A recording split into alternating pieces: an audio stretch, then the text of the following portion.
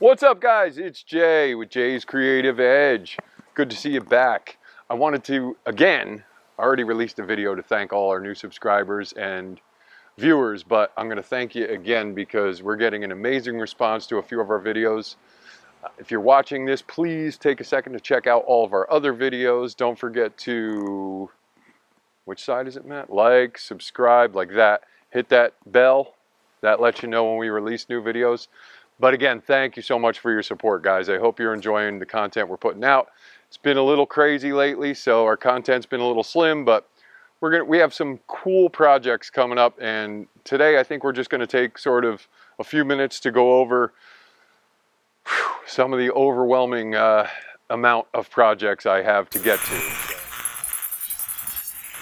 So let's get to the state of the shed.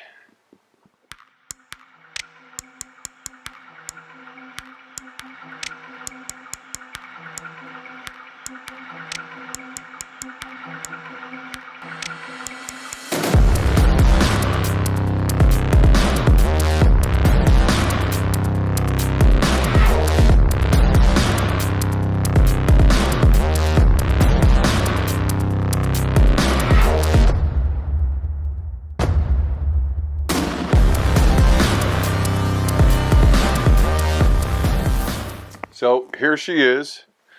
We just released the first of a multi-part series for the build. This we call the Alchemist. I was excited to actually kind of talk to you guys about this. So the base wood is butternut or white walnut. It's actually sweating a little bit because it is really humid here today. And then we have some flame maple, purple heart, and then the inlays I did black walnut and cherry burl, and I wanted it to represent the phases of the moon, so that's really kind of cool. We went with a hip shot bridge, did a DiMarzio deactivator pickup humbucker. I only did a single humbucker, one because I didn't want to route out another hole, because I didn't use any CNC machines or templates on this. I did it all by hand. It was my first build, so I was quite nervous, but I think it turned out spectacular. I'm really happy with it. These were knobs off of Amazon. I forget the company, but they're kind of cool because they have this little purple stripe in here that kind of matches the Purple Heart. The neck I did buy. I don't have the tooling to build a neck yet, but it is a goal for sure. But one cool thing is I took some Purple Heart up here and made the truss rod cover, and it's held in by magnets because I didn't want any screws. I wanted to give it a sort of a clean look. And then on the back, of course, bolt-on neck, did our string ferrules and did our little control cover here. I just put a little reveal in there, and this again is held on with magnets. They're hard to see. They're painted over right now. I did spend some time shaving some carbon, silver, and copper to shield this. I tried messing with the copper tape, but it wound up being a mess and a real pain to work with. So that's all painted with some homemade shielding paint, which I thought turned out pretty good, and actually the guitar sounds amazing. We are going to, in a future video, we're going to be doing a build for this for an amplifier. I purchased a small tube amp, and we're going to fire this up with a buddy of mine. He makes pedals. We're going to have his pedals and this guitar run through the amp combo that we're going to build, which is going to be another video released. So real proud of this project. Came out amazing for my first try. She plays awesome. She sounds awesome. I've already started designing the second guitar. This is going to be the White Witch. It's akin to the old BC Rich Mockingbirds. I always wanted one of those as a kid, could never afford one, so I figured I'm just going to have to build my own. Alright guys, so I got some goodies in the mail today from, I like to call it Optimus Prime. This is going to be for our amp build. This is the Bant amp Joyo Fireball. I don't remember what amp this emulates, shame on me. This one, out of all the flavors of amps, this one I thought would work the best for the setup I got. We're hoping it will. We have some speaker cloth to cover the front of the speaker. We have some rubber feet. There's 8 of them. It's probably too many, but maybe we can do top and bottom. Don't know if that'll work. Some screws. And I'm going to leave links to all the products I purchased in the description below. So you guys, if you're looking to build a cabinet, you can find this stuff. Some black corners. I didn't want to go for chrome. I think I want to keep it sort of like the arcade is. I want to stain the wood. I'm not going to wrap it in Tolex and then just do black corners. I think that'll look sharp. And oh, sweet. Cabinet shapers, scrapers for the next guitar build. There's some contoured ones in here so I can do some really nice contouring. I was working with a flat one on the last guitar, which was fine, but I think having some of these curves will really help get some good contours. That's that box. Oh yeah. Oh yeah.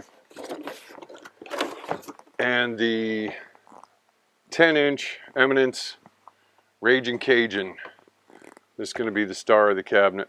Boy, that's going to be a heavy cabinet. I'm feeling like 3/4 ply. I think I'm probably going to do a closed back on it, and I may experiment with some porting. I tend to play more heavy music, so I think it'll help with a little bit of the lower tones since it's only a single 10. So we're going to, I don't know. I'm no sound engineer, but we're going to figure it out. All right, guys, cool. That's for the amp build that's coming up real soon. I'm excited. Now I got to go get some plywood. All right, guys, so the next project, I did film the pouring of this resin. So I used, this is the resin I've been using. Pourable plastic. It's a 2-to-1. It is amazing. It has a little bit of a ridiculous cure time. This board took about 4.5 days to cure, but there is absolutely no bubbles in this stuff. It's crystal clear.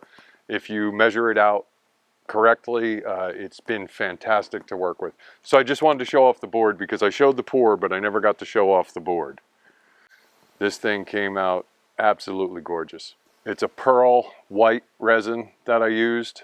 I had a couple people asking about the color, and where the burl was kind of picked up some blue tones because of the darkness of the wood. But this board is absolutely gorgeous. Love it. It's cherry burl and then the white pearl resin. And that's that project. All right, so the other project that I did take some footage of when I made the joystick toppers for the arcade, which we're probably also going to get some video of.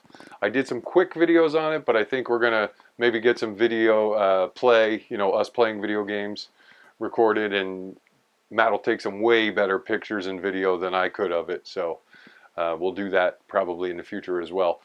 But these joystick toppers are cherry burl, and then I also made dust covers out of the cherry burl, and then the dark one back here is a walnut, black walnut, and that's what they would call like a bat top. It's similar to a bat top. If you don't like the spherical joystick feel, you can go with more of a bat top. It depends on the game, depends on your playing preference. So those are soaking in oil right now, and it is the same oil finish that I used on the guitar, which I am a huge fan of. Please don't fall, please don't fall. This is the Birchwood Casey True Oil. I had some people ask about the guitar finish. I hand rubbed this on. I did about 6 coats and then just polished it on the guitar. This is amazing because it really looks like the guitar was sprayed with a lacquer, and it in fact was just hand rubbed with some gunstock oil. This stuff is great. Highly recommend it. You can find it just about anywhere. Local sporting goods store, Amazon. I'm sure everybody has this in stock. And that's that project. So now we'll talk about the restoration projects, and I thought what would be fun is to get you guys involved, the viewers, and maybe you guys can vote in the comments below which one of these you want to see me restore first.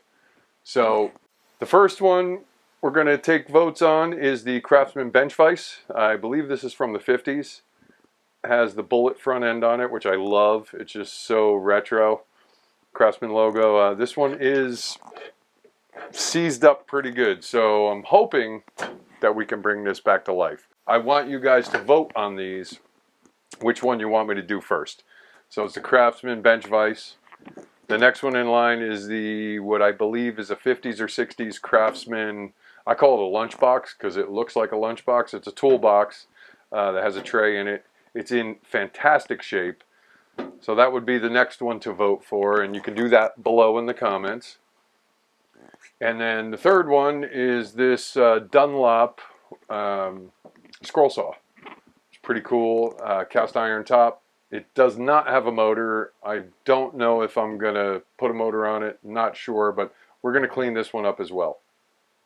So those are the three.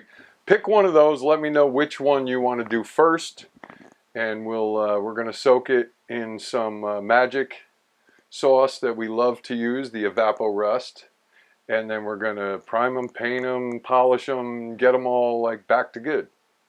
So that will be the next project. Vote below in the comments which one you want to see done first. So we figured out today that we're probably going to have to install an air conditioner in this shop. We're getting unseasonably hot weather right now, and it's yeah, it's pretty hot in here. But all right, guys. So also put in the comments below what kind of content you'd like to see. Any crazy builds you want to see me try, or restorations. I'm always willing to take on a challenge, so that would be super fun. Post below what you'd like to see some of the future projects look like. And I want to thank you all again for tuning in. It's been amazing. Don't forget to like, subscribe, hit that bell, notification bell for the algorithm in YouTube. Also let you know when we're releasing new videos. Thanks again so much for tuning in, guys, and we'll see you next time. Peace.